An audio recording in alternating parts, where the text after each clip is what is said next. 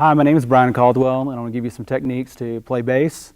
Today I'm going to start with finding the different notes on your bass. A lot of the times you're going to predominantly play on your E and A string. If that's the only notes you learn, you're learning basically from your 3rd to 5th fret, and you don't really venture out of that.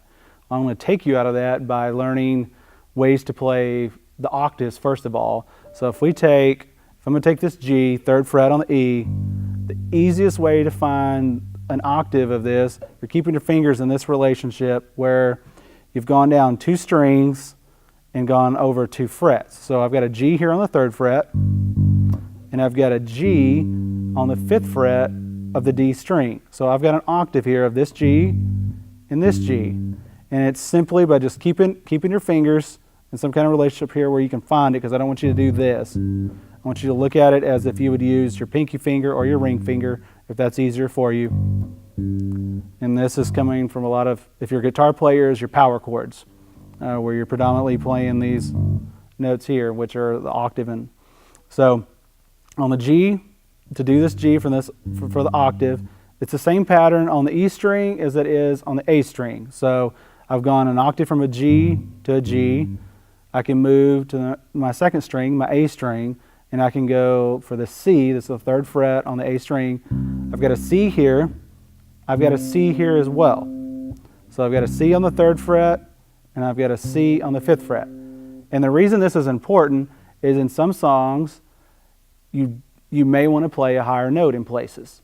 Between a verse, between a chorus, you may want to have a little bit of difference. You may not want to stick the whole time on this low G. You may want to move up to a higher G in some parts, depending on if it's a lighter part of a song. Because a lot of times you get a light chorus and you get in a light verse and a heavy chorus. So you may want to try to using the higher octave for your verse of your song. And then when you get into the real meaty, heavy part, driving of your chorus, you may want to go back down to that lower note. But you need to have the flexibility. Now, and this whole octave thing works all the way up the E string. So if I'm here with my G's on 3rd fret, I can take this and I can move it up, and I can, keep going as far as I want. Same thing when you're on the A string. This is a movable shape. This will always be the octave if you keep this relationship. So you will always have that, and that's a very simple way to find, if you're only familiar with your first couple strings and what those notes are, you can quickly find an octave note on the D and the G string just by using this.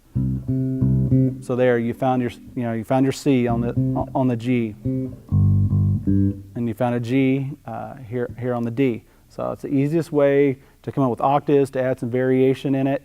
And sometimes you use where you're actually using the octave and playing maybe to accent a note or something.